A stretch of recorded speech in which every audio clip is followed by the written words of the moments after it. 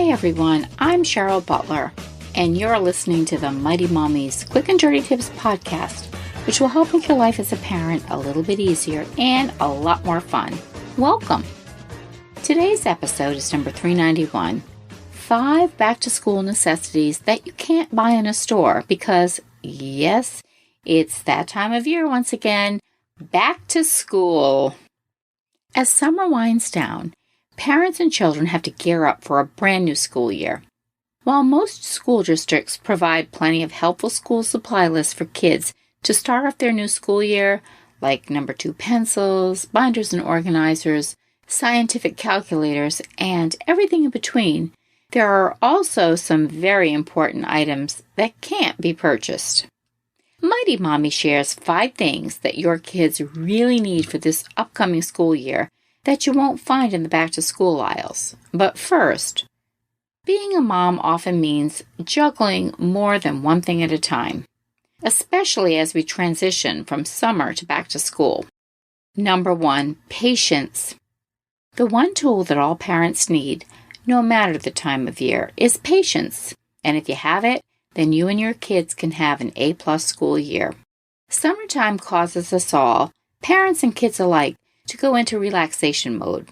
It's easier to be patient in the summer when everyone seems less demanding and less pressured. But come the fall, every child has a demand, and often all demands are landing on you at the same time. Because of the sheer newness of hectic back-to-school schedules, patience is perhaps the greatest asset for all parents. Going back to a classroom routine, getting used to the new teachers and classmates, and learning how to manage homework and activity schedules can be overwhelming for kids. The new school year is generally the time of year that I see my own kids acting out more, and they test the waters to see what they can and can't get away with. When I hold it together and I stay calm and patient, it has a ripple effect on the rest of my family, and it helps keep them grounded. So practice as much patience as possible when those school bells start to ring in a few weeks. Number 2, positive attitude. For lots of parents, summer is the single most upbeat season of the year. Life seems carefree and, dare I say it, fun. But that can all change in a heartbeat when we realize that structure and endless commitments are about to take hold when the new school year arrives. That doesn't have to be the case if you can enroll yourself in one of the best classes that you can benefit from all year long, maintaining a positive attitude. I know from experience that my 8 kids respond to the tone set by myself and their father. If one of us is having a bad day, my kids get tense and usually follow suit.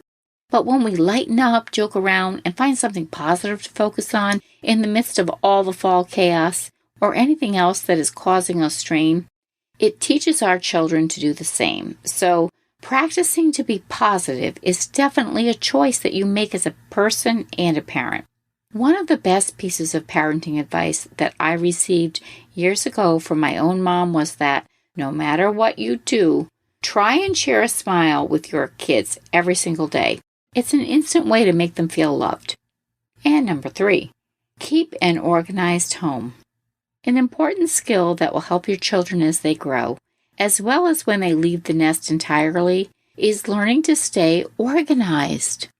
If your household isn't organized to begin with, then you can use this as a teaching opportunity for the entire family as you work together to get all the rooms in your home clutter-free. Yes, it can be done. Make a list of some of your clutter habits. Then once you identify your bad habits, pick one, just one, to change and one replacement habit. For example, instead of letting your mail pile up on your kitchen counter for a week or 2 or 3, follow the domestic CEO's easy tips to handle the mail every single day. Or instead of letting your child's clean laundry sit on her bureau or the closet floor, show her how to put it away correctly so that she'll get into the habit of respecting her things and her environment and avoid shuffling through the messy piles to find a clean pair of socks. Start small by choosing just one habit and pick one that you feel confident about changing. Once your home starts getting and staying organized, you'll have all the more time to relax and enjoy quality family time together. Number 4, get plenty of rest. Getting 7 to 8 hours of sleep per night is so important to our physical and emotional health. Of course, with everything we need to do throughout the day, many of us deprive ourselves of the proper rest. Families are often so busy that they steal extra time from their sleep, creating a bad habit that can last a lifetime.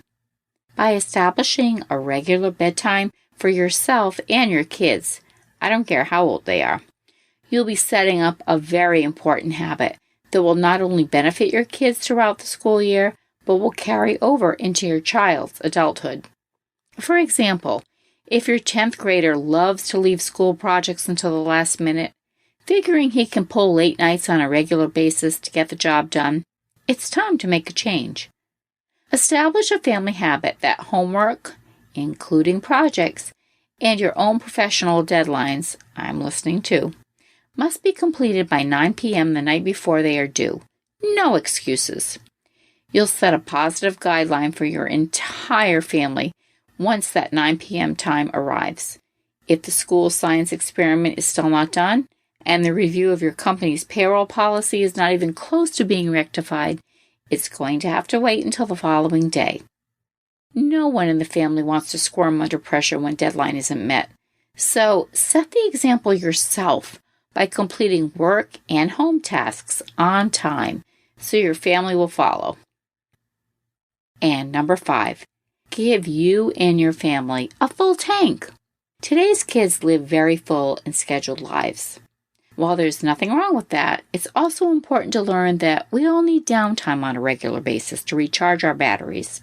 Remember, you don't have to accept every invitation or commitment that comes your way during this new school year.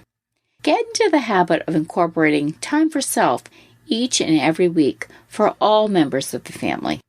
Let your children see you lying on the couch reading or sitting at the table doodling.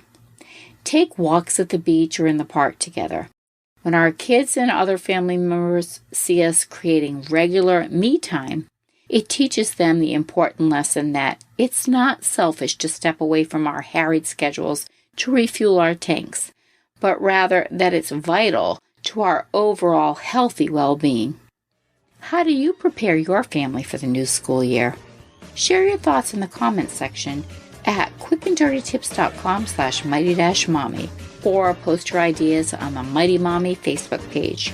You can also connect with me on Twitter at Mighty Mommy or email me at mommy@quickanddirtytips.com.